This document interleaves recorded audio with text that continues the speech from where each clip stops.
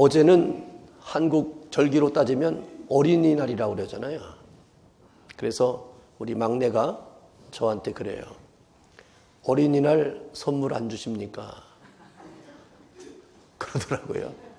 20살 먹은 애가 집에서 가장 꼴찌니까 자기를 어린이로 대우해달라는 거죠. 그 얘기를 들었던 저희 집사람이 옆에서 그래요. 미국은 365일 날이 어린이날이라. 그러니 어린이날이라고 해서 내가 누리는 게 아니라 이제는 우리는 이런 풍요로움 속에서 모든 것을 누리고 살아요. 저희가 어릴 때는 그 명절이 되면 참 기대가 됐어요. 왜냐하면 명절이 되면 뭐 하나라도 사주시거든요. 근데 참 희한한 일이 생겼어요. 뭐냐면 아래 우위를 한 벌로 사입음을 받은 적은 한 번도 없어요. 올해 추석에는 바지를 사주고 구정에는 우윗두리를 사주고 그것도 여의치 않으면 양말을 한 켤레 사주시잖아요. 그러니까 온전함으로 세팅돼서 우리에게 주신 적이 없어요. 그래서 우리에게는 그런 날이 오면 그렇게 기대가 되고 기뻤어요. 그런데 나이가 이제 이렇게 들어가면서 책임이 생기잖아요. 이 책임감을 감당하다 보니까 어느 날이 오면 이제 부담스러워요. 그렇죠? 그게 인생인 것 같아요. 이제는 우리는 세상에서 살아가는 어떤 날도 중요하지만 우리에게 더 중요한 것은 주님을 만날 날이 더 중요한 거예요. 이제 우리가 지금까지 인생을 살아오면서 내가 살았던 인생의 몫이 있었어요. 사람들마다 이런저런 일이 다 있었어요. 항상 나는 좋은 일만 있었다는 사람 세상에 한 명도 없고요. 나는 죽을 만큼 통곡하면서 억울한 삶을 살았다라고 하는 사람도 없었어요.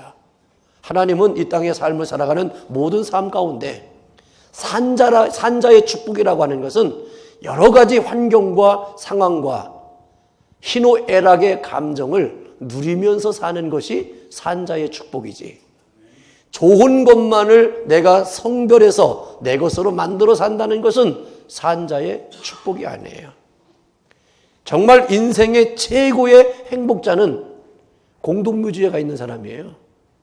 사실은 무덤에 있는 분은 세상에 근심과 걱정과 눈물과 아픔도 없어요. 그렇잖아요. 그러나 우리의 산자의 축복은 이런 일 저런 일이 있을 때마다 참 느껴서 좋다. 내가 이런 일도 느끼네.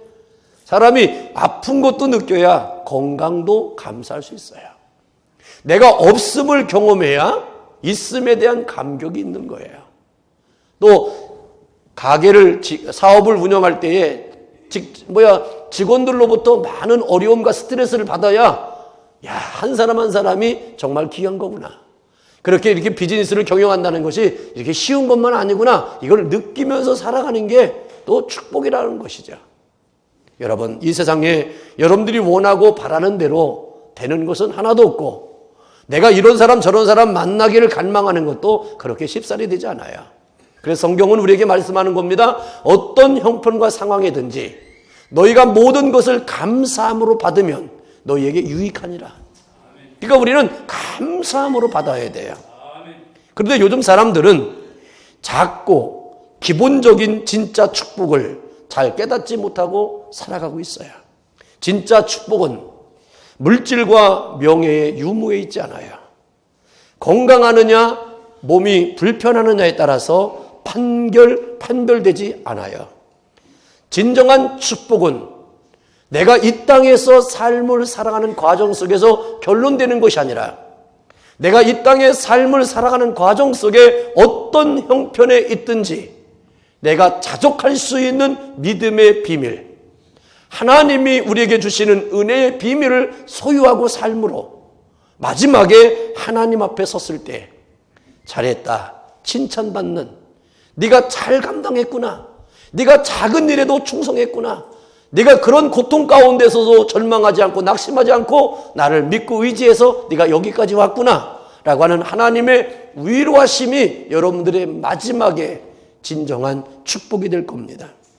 그런 축복에 대한 오해가 없도록 이 땅에서 삶을 살아가면서 축복이 무언지에 대해서 갈등하고 번민하는 영혼들에게 예수님은 이 땅에서 살아가는 과정 속에 진정한 축복이 무엇인지를 알려주기 위해서 예수님은 산상수훈의 팔복의 말씀을 역설적으로 알려주고 계신 거예요. 예수님이 진짜 복된 자가 누구인지를 말씀하시면서 가장 먼저 얘기하신 말씀이 뭐냐면 심령이 가난한 자가 복이 있다는 거예요. 그러면 심령이 가난하다고 하는 것은 무엇을 얘기할까?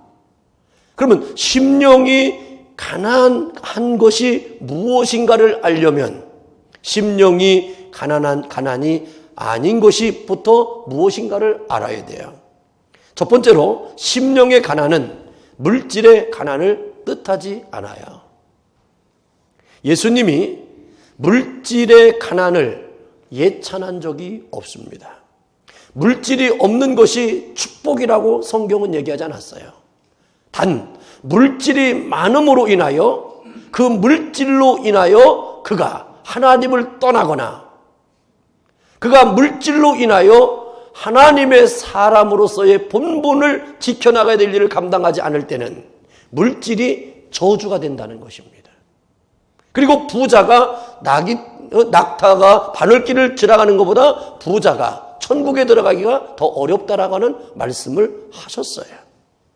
물질에 대한 유무를 얘기하는 것이 아니라 물질이 갖다 주는 두려움을 얘기하는 것입니다. 여러분, 사람은 잘 몰라요. 정말 물질이 없어 본 사람은요, 물질이 정말 두렵다는 걸 알게 되는 거예요. 돈에 대해서 궁색함을 몰아떠고 성장한 사람들은 돈이 얼마나 두려움의 존재인지를 못 느끼며 사는 사람들도 많이 있지만 정말 가난이라든지 또 어떤 어려움을 통해서 생업의 문제가 문이 생기든지 또 다른 사람에 의해서 내 있었던 모든 것이 없어지고 빼앗기는 과정 속에서 내가 아무것도 없는 자로 전락됐을 때 오는 이 공포와 두려움은 경험하지 않은 사람은요, 몰라요. 그래서 이 없음에 대한 이 두려움의 공포는 사실은 그 아무것도 아닌 게 아니라 그 물질이 나인 것처럼 대하려고 하는 사람들을 만나게 되면 없음이요 얼마나 나를 비참하게 만드는지 알 수가 없습니다. 그러나 우리 믿음의 사람들은 이것에 대한 부분을 빨리 정리하지 않으면 진정한 믿음의 천국을 이어나갈 수가 없다는 것입니다. 마음이 가난한 자에 대하여 말씀을 하시는데 물질이 가난하면서도 마음이 부자인 사람이 있고요. 반대로 물질은 부유하지만 마음이 가난한 사람이 있어요. 예를 들면 몇백만 달러의 빌딩을 가지고 있는 주인이 돈이 아까워서 식사를 제대로 하지 않는다. 죄송하지만 피자 먹는 게 잘못은 아니지만 그냥 피자 한쪽 먹는 것으로 식사를 때우는 사람이 있어요. 그리고 돈이 아까워서 먼 길을 기름값 아깝다고 그래서 그냥 걸어가는 사람도 있어요. 정말 건강을 위해서 걷는 사람 멋있잖아요. 그리고 함께 공유하기 위해서 피자를 사서 나눔을 갖는 건 얼마나 아름다운 일이에요. 그런데 차도 있고 돈도 있는데 그 기름값이 아까워서 걸어가면서 땀을 삘삘 흘리면서 저기 걸어가는 한 사람을 본다면 누가 그 사람을 야, 저 사람 참 절약정신이 대단하구나 라고 생각하겠어요. 그러한 삶을 살아가는 사람들을 물질이 있으면서도 마음이 가난한 자를 얘기하는 거예요. 여기서 마음이 가난하다는 것은 좋은 쪽의 가난이 아니라 있음을 선함으로 활용하고 이용할지를 모르는 자기적인 아집의 고백 속에 있는 겁니다. 이렇게 모은 사람들의 마음속에 만약에 재산이 모아졌고 나중에 자기가 이걸 나중에 유산을 하든 뭐를 하게 될 때 얼마나 갈등을 하겠어요. 한국 분들과 미국 사람들이 마지막 결론에서 고백하는 것이 달라요. 우리 한국 분들은 이렇게 고백하잖아요. 내가 못 먹고 못 입고 안 가고 땀 흘려서 모은 돈을 내가 어떻게 이렇게 할 수 있겠느냐고 해요. 그런데 서양 사람들이나 미국 사람들은 이런 얘기를 하죠. 내가 지금까지 모아진 것은 내가 하고 싶은 거 먹고 싶은 거 다 하면서 살아서 남은 돈이니 이것은 나에게 그냥 의미가 없는 분복이라는 거예요. 마지막에 내가 선한 일을 할 수 있도록 나에게 주신 축복이라고 고백을 해요. 그러므로 결론이 달라요. 여러분들은 어떻게 살기를 원하세요? 여러분들이 조금씩 모아가는 그 모음이 정말 그렇게 해서 모았기 때문에 모아진 겁니까? 아니면 그렇게 함으로도 불구하고 이렇게 되어졌기 때문에 내가 감사함으로 모아졌다라고 하나님의 은혜라고 고백할 수 있겠습니까? 오늘 본문은 이러한 물질이 많고 적음을 말하는 것이 아니고요. 바로 오늘 요한복음 3장에 보면 니고데모라는 사람이 나오지 않습니까? 그는 유대인의 높은 관원이고 율법 선생이었습니다. 그는 사회적으로 높은 계급과 신분과 재산을 가졌음에도 불구하고 무명의 나사렛 청년 예수 앞에 나와서 그의 인생의 가장 중요한 물음을 던질 만큼 그는 마음이 가난했습니다. 어떻게 해야 하나님 나라에 들어갈 수 있습니까? 라고 질문을 하지 않습니까? 이 가난한 마음 때문에 니고데모는 천국을 소유할 수 있었습니다. 오늘 본문의 가난한 바로 가난은 영적인 가난을 의미하는 거예요. 영적인 갈급함, 영적인 사모함이 있어요. 내 마음속에 물질적인 가난함이 아니라 있음의 유무의 가난이 아니라 내 안에 영적인 갈급함, 사모함이 있는 거예요. 이 가난은 절대 빈곤을 의미합니다. 오늘 하나님의 말씀에 절대 빈곤을 느끼셔야 됩니다. 매우 배고픈 사람은 먹어도 더 먹고 싶은 것처럼 예수님의 말씀을 받아들여도 더 갈급함으로 더 말씀을 사모하는 영혼이 되어야 돼요. 이런 사람에게 하나님은 마음에 천국이 이루어질 것을 얘기하고 있습니다. 그러므로 물질의 가난함이 심령의 가난함이 아니라고 하는 사실을 우리는 먼저 기억해야 됩니다. 두 번째로 심령의 가난이 아닌 것은 지식의 가난한 자가 의미하지 않습니다. 아는 것이 힘이라고 그랬습니다. 여러분, 아는 것만큼 사람들은 살아갈 수 있어요.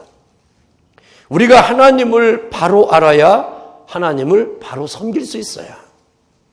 여러분들, 무지한 것이 여기서 말하는 가난이 아니라는 거예요. 요즘은 옛날에는 많이 배운 사람과 못 배운 사람이 차이가 많이 있었어요.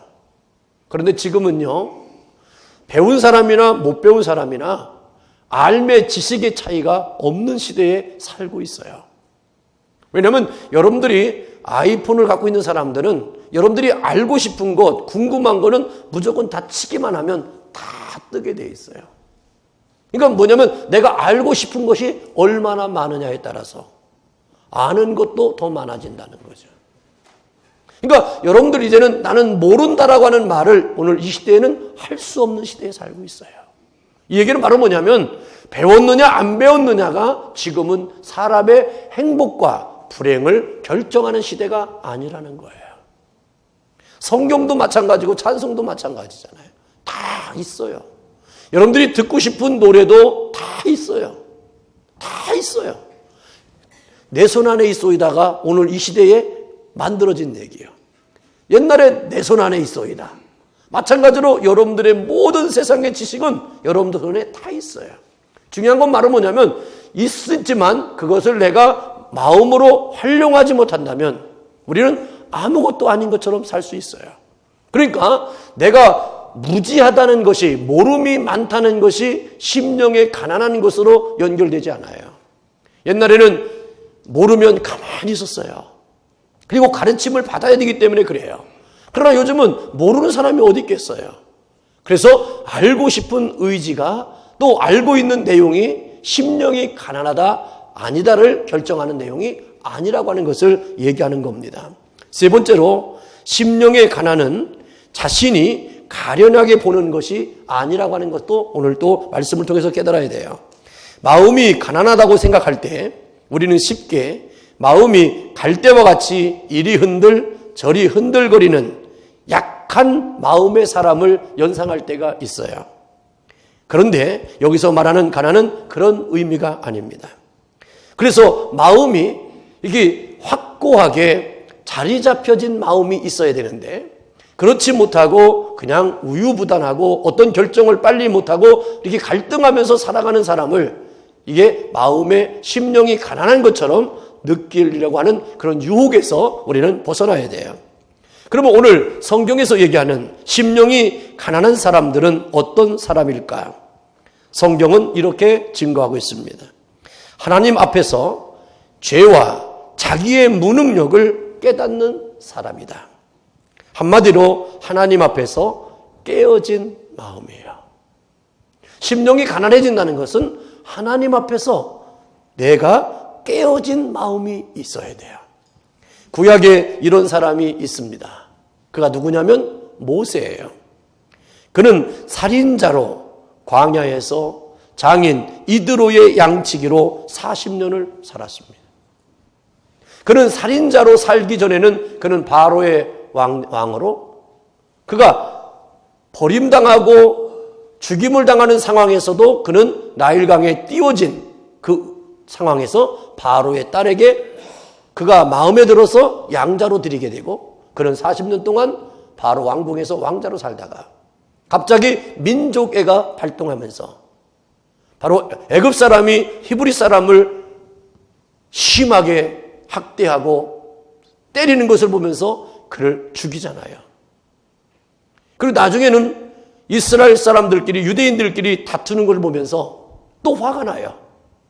그러면서 너희들은 어떻게 해서 이렇게 와서 종살이 하면서 남의 나라에 와서 고통당하면서 어쩌면 민족들이 사랑하지 않고 이렇게 다투냐고 할 때 거기서 자기는 아무도 모르게 죽이고 모래에 숨겨놓은 것이 그 사람들에게 발견된 거예요.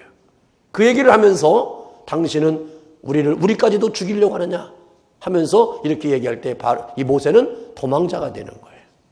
그래서 바로 광야에 가서 그는 이드로의 양치는 40년의 광야의 삶을 삽니다.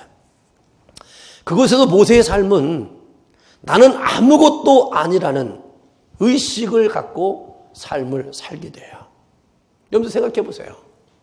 광야에서 자기 것도 아니고 더군다나 처가살이한 거잖아요. 더군다나 자기는 또 지금 살인자잖아요. 도망자잖아요. 그런데 자기를 뭘 할 수가 있겠어요? 누군가가 그 얘기할까 봐 마음이 조마조마하지 않겠습니까? 여러분들 도망자의 삶이라고 하는 것이 얼마나 피곤한 삶이에요. 다리 뻗지 못하고 잠을 자는 거예요. 먹어도요 먹는 것 같지 않고요. 누가 보면요 다 자기만 보는 것 같고 뭐라고 하는 것처럼 느낄 만큼 불안함의 속에 살고 있어요. 이런 모세가 이런 삶을 살 때 어느 날 그는 호렙산에서 내 백성을 탈출시키라고 하는 하나님의 음성을 듣게 돼요. 그러나 그는 하나님 저는 아닙니다. 저는 못합니다라고 하나님이 말씀하시는데도 불구하고 모세는 4번이나 거절해요. 그래서 하나님은 그의 손에 문둥병을 걸리게도 하고 다시 고쳐주기도 하고 네가 가지고 있는 게 뭐냐? 지팡이입니다. 땅에 던져라. 그랬더니 뱀이 되기도 하고 뱀이 막 움직이니까 또 하나님 그래요. 뱀을 꼬리를 잡으라 그래요. 말도 안 되는 소리를 하잖아요. 뱀은요 머리를 딱 잡고 확 훑어야 꼼짝 못해요. 근데 꼬리를 잡으면 어떻게 됩니까? 뱀이 고개를 확 들어서 나를 물을 수도 있어요. 그런데 하나님은 꼬리를 잡으래요. 하나님 말씀이기 때문에 순종은 하지만 그의 마음에는 두려움도 있어요. 그렇지만 잡는 순간 지팡이가 돼요. 이런 일들, 이런 기적을 체험하고 너에게 어떤 기적을 행할 수 있는 능력도 주겠다라고 얘기했지만 모세는 끝까지 못 간다라고 대답을 합니다. 왜? 그의 마음은 하나님 앞에서 자신이 아무것도 아니라는 것을 느꼈기 때문에 그래요. 이것이 가난한 마음입니다. 내가 하나님 앞에서 나를 주장하고 나를 세우는 것이 아니라 내가 하나님 앞에 너무나도 많은 깨짐이 있었기 때문에 하나님, 나 못해요.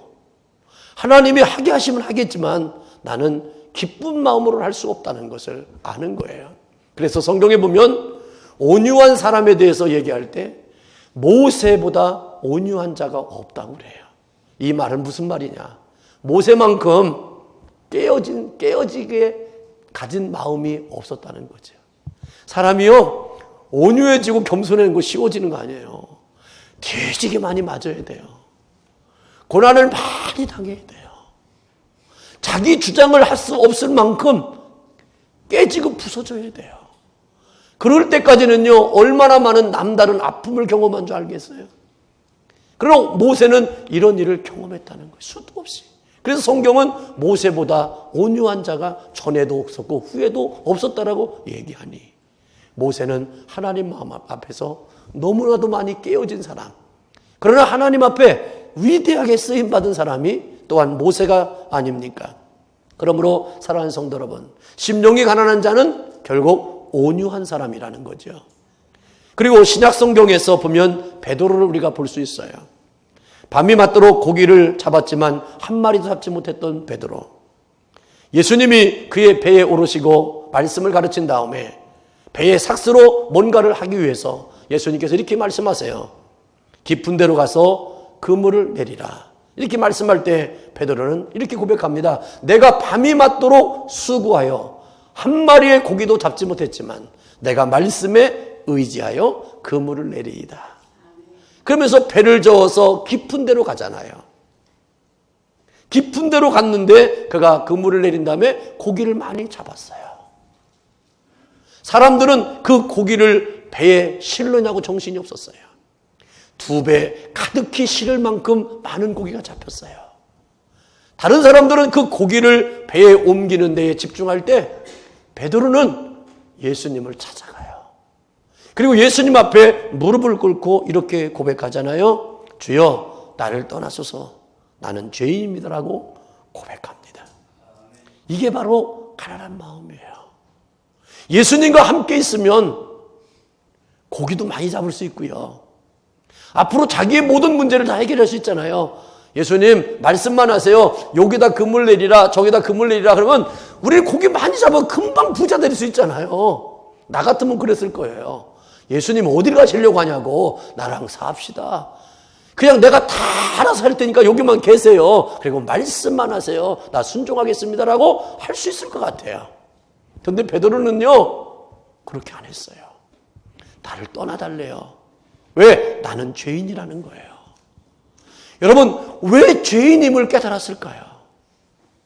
예수님의 진정한 말씀을 순종하니까 깨달아지는 게 있어요. 내가 뭔가가 하는 게 아니라 말씀이 진리가 하는구나. 이제는 우리는 알아요. 내가 뭔가를 하려고 하면 안 되는데요, 하나님의 말씀대로 하려고 하면요 저절로 된다는 걸 알아요. 그래서 맞지 않는 소리요, 이성에 맞지 않는 소리요, 세상적으로 볼 때는 미련하게 보이는 것이라도요 그 말씀에 순종해요. 그래서 믿음이 없는 사람들은요, 우리가 하는 일을 보면 미련하다고 그래요. 바보 같다고 그래요. 속았다고 그래요. 그렇게 하면 안 된다고 그래요. 근데요, 수도 없는 그런 소리를 듣고도 우리는 끝내는 결국은 말씀에 순종해요. 그 이유는 하나예요. 내 생각보다 말씀이 위대하기 때문에, 말씀이 진리이기 때문에. 근데 그렇게 힘들게 하고 박해했던 사람도요, 나중에 시간이 지난 다음엔 그 말씀대로 이루어지는 걸 보고 다 주님께로 돌아와요. 그러므로 여러분들 기억하세요. 말씀에 순종하고 말씀대로 살아가는 것 때문에 많은 부딪힘도 있고 오해도 받을 수 있고 책망도 들을 수 있고 비난도 당할 수 있고 또 다른 사람들로부터 무시도 당할 수도 있어요. 그래도 견디세요. 하나님은 우리에게 좋은 것을 주실 줄로 믿습니다. 그래서 이렇게 심령이 가난한, 즉 죄와 자기가 깨어지는 일을 수도 없이 경험한 사람은 결국은 뭐냐요? 천국이 여러분들 속에 있어요. 우리 속담에 그런 말이 있어요. 때린 사람은요 다리 피고 못 자도요, 맞은 사람은 다리 피고 잔대요. 우리는 뒤지게 많이 맞은 사람들이에요. 맞았기 때문에요. 우리는 더 이상 내려갈 것도 없고 우리는 끊임없이 하나님이 하실 것을 소망하고 기대할 수 있는 사람들이에요. 오늘도 이 가난한 마음, 심령이 가난한 자는 죄와 자기가 수도 없이 하나님 앞에서 깨어진 자라고 하는 사실을 기억하십시오. 두 번째로 겸손한 마음입니다. 성경에 보면 겸손한 마음과 교만한 마음을 가진 두 사람이 성전에 올라가요. 교만한 마음의 대표자는 바리새인이었고 마음이 가난한 자는 겸손한 자는 세리였어요. 바리새인의 기도는요, 주님, 저는 일주일에 한 번씩 금식하고 11조를 꼬박꼬박하고 저는 저 사람과 다른 사람들과 같이 죄를 짓지 아니하고 말씀을 지킵니다. 나는 정의합니다. 자기를 드러내고 자기를 나타내는 일에 두 손을 들고 하늘을 향하여 기도했어요. 그러나 세리는 주님, 저는 주 앞에서 아무것도 내놓을 것이 없습니다. 저를 불쌍히 여겨주세요. 고개를 들지 못하고 엎드려 긍휼을 베풀어 달라고 기도하는 세리. 예수님은 그 말씀에 얘기하면서 세리를 하나님이 받으시고 바리새인을 받지 않았다라고 얘기합니다. 하나님은 세리의 기도를 받으셨지만 바리새인의 기도는 외면하셨어요. 성경은 겸손은 존귀의 앞잡이라고 그랬습니다. 욥기서 22장 29절에 보면 하나님은 겸손한 자를 구원하시느니라고 하셨어요. 그리고 시편 17절에 보면 주는 겸손한 자의 소원을 들어주신다라고 그랬어요. 잠언서 22장 4절에 보면 겸손과 여호와를 경외함의 보응은 재물과 영광과 생명이니라고 그랬어요. 여러분, 내가 해서 얻어진 모든 생명, 재물, 영광은 없어지지만 하나님이 주신 것은요, 하나님이 누구에게도 빼앗기지 않도록 지켜주신다는 것입니다. 그러므로 여러분들 겸손과 여호와를 경외하는 것의 응답은 바로 보응은 하나님이 채워주시는 것은 재물과 영광과 생명이라는 거예요. 그러므로 여러분들이 재물의 물질의 부한자가 되기 위해서는 내가 피땀 흘려서 하는 게 아니라 하나님이 주시는 것을 받으시길 바랍니다. 내가 막 피땀 흘려 하는 것은요, 밥 먹고 사는 거예요. 진정한 부자는 다른 사람들이 나에게 벌어줘야 진정한 부자가 되는 거지. 내가 해서 하는 건요, 애들 가리키고 먹고 살고 입고 이것만 족한 거예요. 나머지에 있는 것은 내가 하는 게 아니에요. 하나님이 해주셔야 돼요. 그래서 우리는 겸손과 하나님을 경외함에 우리는 앞장서야 돼요. 그래서 하나님을 기쁘게 하고 하나님을 예배하고 하나님 앞에 충성된 것으로 삶을 살아갈 때 하나님은 내가 있어야 될 것과 필요한 모든 것들을 채워주시는데, 여러분들 재물과 영광과 생명을 주신다고 하는데 얼마나 감사한 일이에요. 그래서 우리는 심령이 가난한 이 겸손의 마음을 우리는 지켜나가는 것이 중요하다는 거예요. 세 번째는요, 이 가난한 마음은 단순한 마음입니다. 복잡한 마음도 아닙니다. 두 마음도 아닙니다. 오직 한 마음입니다. 신앙은 두 마음을 품으면 흔들려요. 야고보서 1장 8절에 보면 두 마음을 품어 모든 일에 정함이 없는 자라고 얘기해요.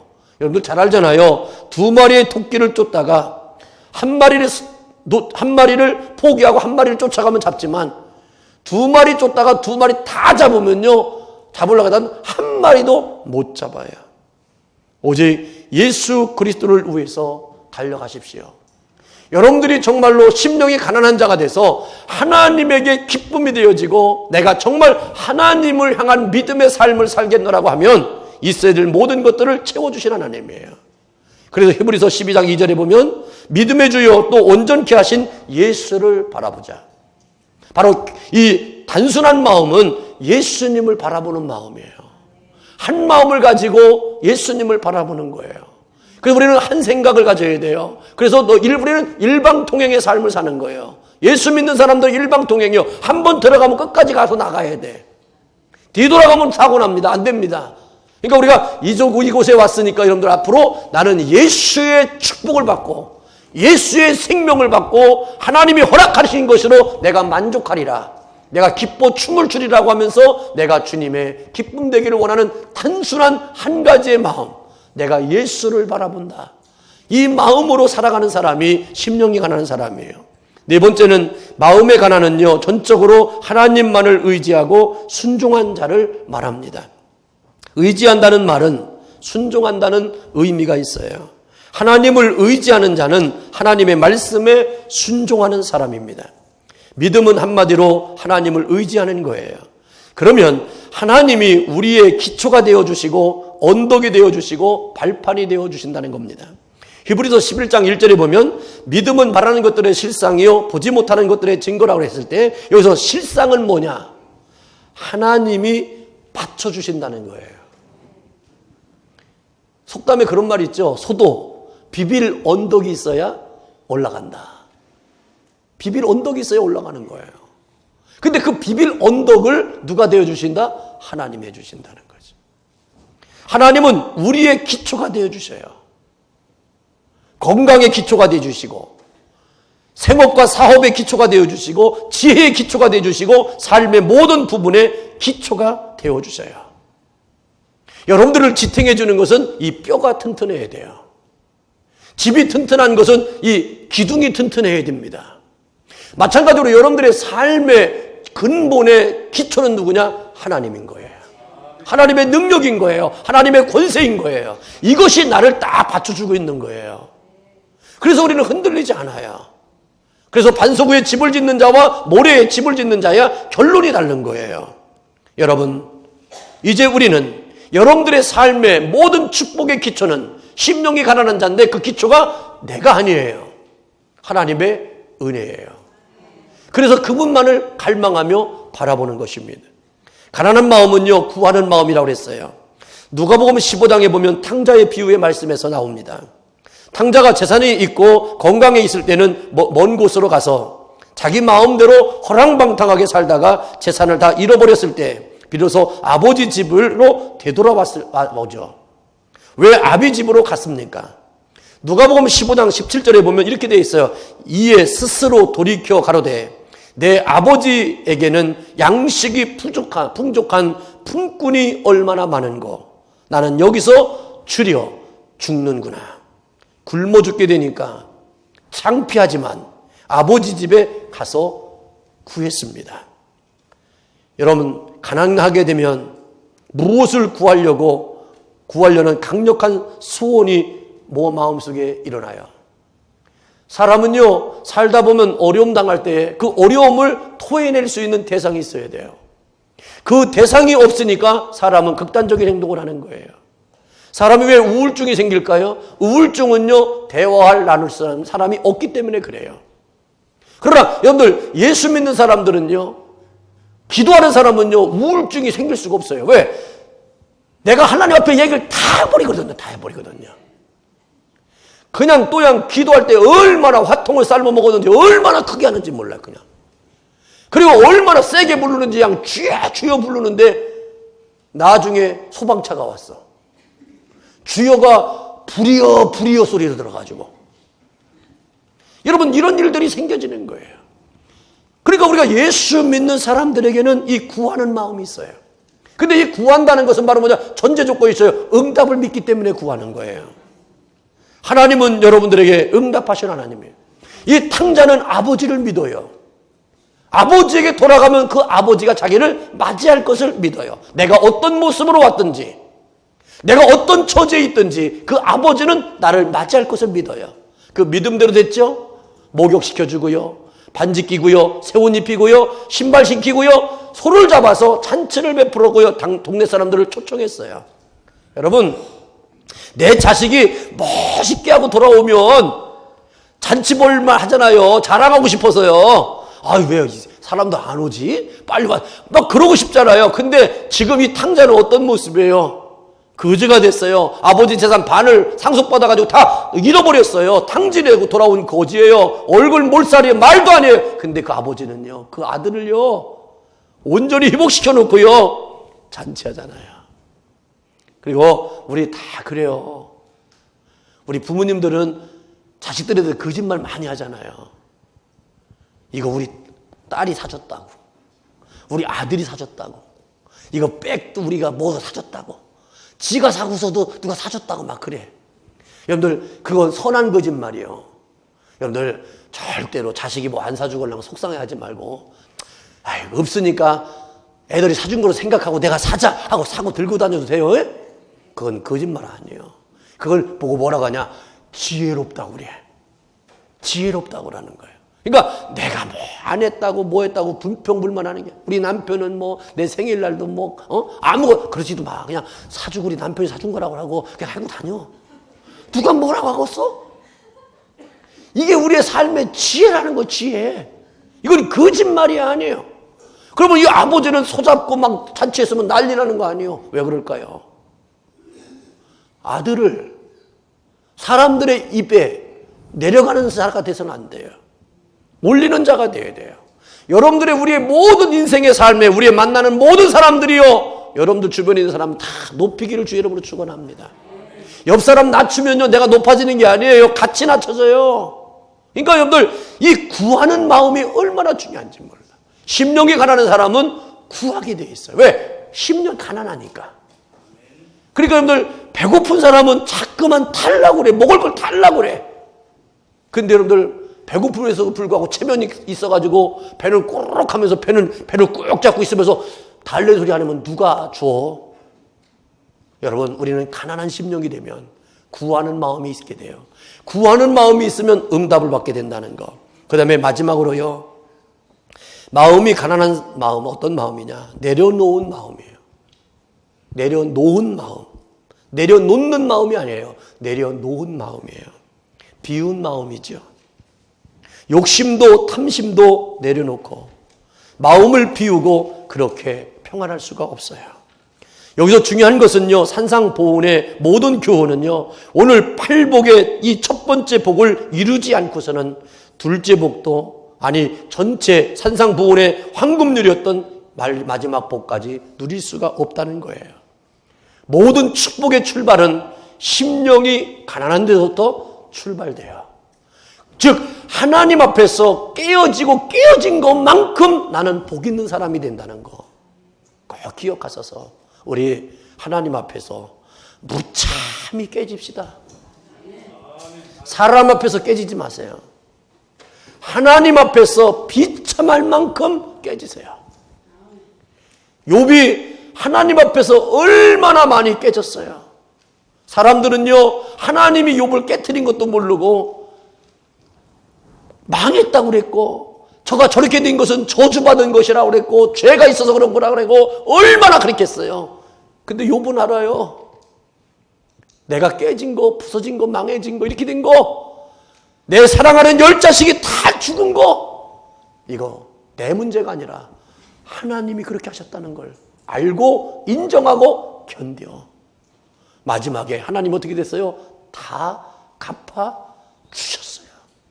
하나님 앞에 심령이 가난해지기 위해서 남다른 일들을 경험하면 경험할수록 여러분 낙심하고 좌절하지 말고 속상해하지 말고 내가 이 일로 인해서 정금같이 나올 날이 올 거다. 천국이 나의 것이 될 것이다. 그래서 고백을 할 수 있는 날이 반드시 올 거예요. 그래서 잠언서 24장 23절에 보면 무릇 지킬 만한 것보다 더욱 이 내 마음을 지키라. 생명의 근원이 이에서 남이라고 그래요. 마음이 이렇게 중요한 거예요. 오직 팔복의 첫 번째 복인 심령이 가난한 자는 복이 있나니 천국이 저희 것이라고 그랬어요. 천국을 누리십시오.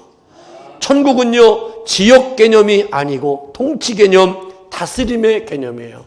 하나님이 내 안을 통치하시면 천국이고, 내가 모든 환경과 처지를 내가 예수의 이름으로 다스리면 천국이 되는 거예요. 예수님은 우리에게 다스리는 권세를 주셨고요, 모든 것을 충만할 수 있는 은혜를 주셨어요. 이제는 우리는 하나님의 보호하심과 인도하심이, 이제는 영원히 우리에게 은혜를 주신 하나님의 책임을 통감하는 사람들이에요. 하나님이 나를 그대로 내버려 두지 않아요. 여러분들을 그대로 내버려 두지 않아요. 여러분들이 심령이 가난한 자가 되면 천국을 여러분들에게 주신다고 그랬어요. 찬송가 495장에도 이런 찬송이 있잖아요. 내 영혼이 은총 입어 중한제진 벗고 보니 슬픔 많은 이 세상도 천국으로 화하도다. 여러분, 여러분들의 영혼에 여호와의 은총이 임해야 돼요. 그리고 나의 죄짐이 다 벗겨지고 나면 슬픔 많은 이 세상도 천국으로 가도다. 다른 사람들은 어찌 살고 어떻게 할까 할 때 우리는 말할 수 있어요. 그거 별거 아니에요. 그거 지나가면 다 해결돼. 그거 하나님이 얼마나 놀라운 축복을 준비하고 있는 줄 알아? 걱정하지 마라. 내가 단언하건대 주님이 당신을 책임질 거야. 이렇게 믿음으로 화답하는 사람들이 돼요. 슬픔 많은 이 세상에 그 슬픔 때문에 육신의 눈물이 흘리는 게 아니라 하나님을 기대하고 소망함으로 하나님께서 역사하실 것을 바라봄으로 기쁨의 눈물로 바뀌는 여러분들 영혼 되시기를 주 이름으로 축원합니다. 오늘도 여러분들의 영혼이 천국이면 여러분들의 삶의 모든 것은 천국이에요. 이제는 슬픔 많은 이 세상도 천국으로 화하도다. 이 고백이 여러분들의 삶에 충만하시기를 주님의 이름으로 축원합니다. 기도하겠어요. 할렐루야. 보좌 하나님 감사합니다. 우리에게 심령이 가난한 자는 복이 있나니 천국이 저희 것임이라고 말씀하시며 그 믿음의 길, 은혜의 길, 진리의 길로 살기를 갈망하셨습니다. 오늘도 우리는 심령이 가난한 자가 되게 하기 위하여 하나님은 이 모양 저 모양으로 우리를 단련하고 연단하고 하나님만을 의지하고 바라볼 수 있도록 은혜를 베풀어 주셨습니다. 그래서 우리는 실망하고 낙심하고 절망하고 원망하고 불평할 수가 없는 하나님의 사람들입니다. 주여 우리에게 큰 은혜를 나뉘어 주시고 평생의 은총을 베풀어 주셔서 슬픔 많은 이 세상도 천국으로 화답하는 믿음의 사람들로 복의 복을 더하시기를 예수님의 이름으로 축복하며 기도하옵나이다. 아멘.